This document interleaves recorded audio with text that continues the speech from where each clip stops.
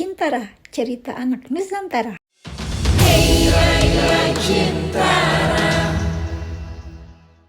Halo sahabat Cintara, perkenalkan aku Kitty Felicia, pengarang sekaligus ilustrator dari buku Cintara. Nah, di video ini aku mau tepatin janji aku, mau cerita tentang gimana caranya buku cerita aku ini bisa nyampai ke publisher. Jadi aku tuh bener-bener blank, gak ngerti apa-apa gimana caranya nge-publish buku ke publisher, teman-teman. Bener-bener 0 banget. Salah satu publisher paling gede itu Gramedia. Kayaknya cuma publisher itu deh, kayaknya waktu itu yang aku tahu. Nah, jadi aku waktu kecil tuh emang kutu buku banget, kerjaannya baca-baca novel petualangan atau buku-buku detektif atau juga picture book, itu aku suka banget. Dan kebetulan yang aku beli kebanyakan buku-buku dari Gramedia Pustaka Utama. Terus ada satu autor kesukaan aku, itu ada Enid Blyton. Nah, dia tuh bukunya banyak banget. Jadi aku punya cita-cita pengen seperti dia. Jadi aku bisa nge-publish buku-bukuku dan banyak. Nah, jadi kalau di kampus tuh ada aja temen atau dosen yang selalu nyaranin kenapa bukunya nggak dipublish aja. Masalahnya aku bener-bener ngeblank, nggak ngerti gimana caranya nge-publish buku. Nah, kebetulan di kampus aku ikut klub komik namanya Sekte Komik. Itu ketuanya ada Alfi, dia juga sekarang aktif bikin Kampung Monster. Nah, jadi Sekte Komik ini rajin ikut-ikut pameran, teman-teman. Jadi waktu itu kita ikut pameran Pekan Komik Nasional. Ada yang di UI, ada yang di Galeri Nasional. Itu aku lupa yang mana. Akhirnya aku penasaran, di sana kan banyak anak-anak komis. Di sana kan banyak anak-anak komik. Jadi mungkin mereka ngerti gimana caranya nge-publish buku.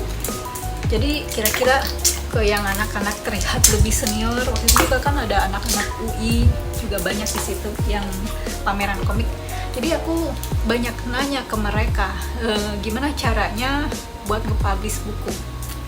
Nah, akhirnya ada satu anak UI yang jawab. Dia bilang, kalau ke Gramedia susah, pokoknya jangan ke Gramedia, susah banget. Terus dia bilang dia punya kenalan publisher lain. Dia bilang sini dibantuin. Dia nggak ngejelasin caranya gimana sih, tapi mau bantuin. Terus habis itu dia bilang tapi ada bagian buat gue ya. Aduh, di situ gue udah males aja. Kan kayaknya gimana gitu. Belum juga jalan, belum juga jelas ngapain harus gimana. Terus tahu di depan udah nodong bagiannya dia. Jadi ya udah, itu gue skip. Jadi gue tanya-tanya lagi ke yang lain. Terus hampir semuanya jawabannya sama. Rata-rata bilang jangan ke Gramedia, itu susah. Jadi ternyata udah banyak korban dari penolakan dari publisher Gramedia. Jadi kayaknya mereka amat sangat tidak menyarankan buat kesana. Nah, akhirnya teman-teman di suatu siang yang panas tuh di kampus, benar lagi nyengat-nyengatnya siang jam 12, jam 1, entah gue kesambet apa, tiba-tiba mau iseng ke Gramedia. Aku tuh mau bawa bukunya ke sana. Jadi iseng aja kita ajuin ke sana. Terus aku juga nggak tahu persis Gramedia di mana, jadi aku cari-cari rute bisnya lah. Dari kampus aku sendirian ke Gramedia naik bis. Nah, pas berangkat ke Gramedia ini aku benar-benar nggak tahu harus ngapain. Sampai sana ketemu siapa, pokoknya aku cuman modal bawa dummy buku ini aja ke sana. Akhirnya aku berhasil sampai ke Gramedia, teman-teman. Udah agak-agak sekitar jam 2-an ke atas gitulah di sana. Akhirnya aku berhasil naik ke lantai fiksi. Nah, di sana aku ke resepsionisnya. Terus si mbak resepsionisnya nanya, ada perlu apa? Terus aku di depan meja cuman bingung gitu mau ngapain atau mau ngomong apa. Akhirnya cuman bisa diem ngeliatin muka si mbaknya, cuman yang cuma bisa gitu doang teman-teman, karena emang nggak tahu harus ketemu siapa sama mau ngapain. Nah untung mbak resepsionisnya pinter loh teman-teman, sama cepat tanggap. Nah waktu itu nama resepsionisnya Mbak Frida. Hai Mbak Frida, apa kabar? Terus dia nanya, kamu mau nyerahin naskah? Wah aku langsung iya, aku langsung ngangguk. Akhirnya aku disuruh duduk nunggu, terus dia pergi sebentar ke dalam. Terus gak lama pas keluar lagi dia bilang kalau orang yang harusnya ketemu sama aku lagi meeting, jadi gak bisa ketemu hari itu. Nah jadi karena orangnya gak bisa aku temuin hari itu, jadi katanya naskahku ditinggal aja. Waduh teman-teman, aku kan ngeri ini kalau ditinggal, takut hilang. Karena ini cuma satu-satunya yang aku punya, bener-bener satu-satunya dummy buku yang aku punya. Gak ada lagi yang lain. Dulu buat ngeprint satu ini aja mahal banget loh. Nah akhirnya aku nanya ke dia, terus kalau aku tinggal buku ini di sana, berapa lama aku bisa dapat kabar? Katanya 1-6 bulan. Wow, lama banget itu. Jadi karena naskah yang masuk tuh banyak sekali dan antriannya panjang. Wow. Nah akhirnya aku nanya waktu itu, kalau sampai ditolak bukuku gimana? Jadi katanya kalau sampai ditolak naskahnya itu dikembalikan, dikirim lewat pos. Waduh, aku takut banget kalau ini dummy buku satu ini hilang. Jadi aku bilang ke Mbak Frida waktu itu, jadi kalau emang ditolak kabarin aja, jadi nanti aku akan datang sendiri buat ambil. Jadi begitulah teman-teman, akhirnya aku tinggalin naskah ini di Gramedia. Terus akunya langsung pulang ke rumah dengan was-was, bukan karena takut ditolak atau apa, tapi karena takut ini dummy satu-satunya hilang, masterpiece ini hilang. Akhirnya sore-sore aku sampai juga pulang ke rumah teman-teman. Jadi rumah aku lumayan, Bogor, pokoknya antara Bogor Jakarta tengah-tengah lah. Nah pas sampai rumah nenekku bilang tadi katanya ada telepon dari Gramedia. Terus aku besok pagi-pagi jam 10 itu udah harus sampai sana, disuruh ke sana pokoknya. Wah aku yang seneng dong, ada apa ini, tapi gak ngarep juga itu buku diterima, masa secepat itu sih. Jadi akhirnya besoknya aku pergi ke Gramedia.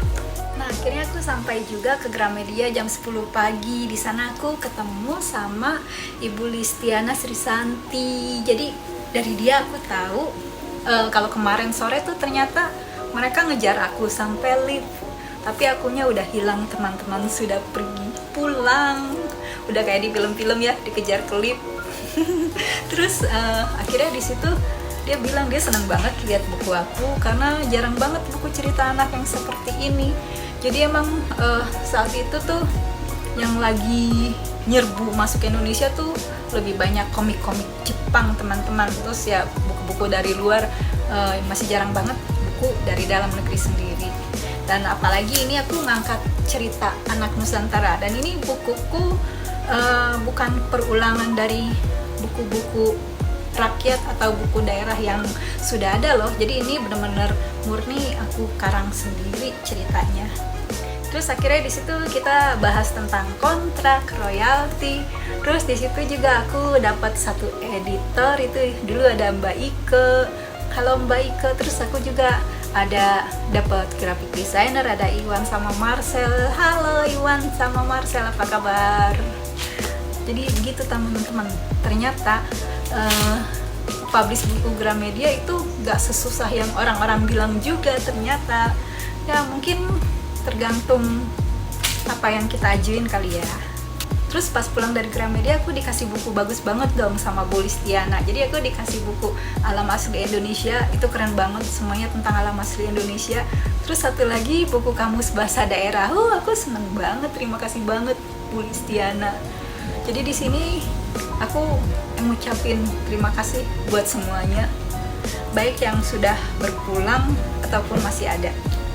Nah, royalti dari buku-buku aku ini lumayan juga loh guys, jadi aku bisa beli komputer buat modal bikin tugas S1, karena aku bikin animasi di S1 aku.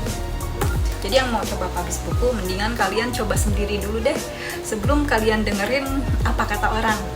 Pokoknya coba dulu sama diri sendiri, jangan percaya kata orang.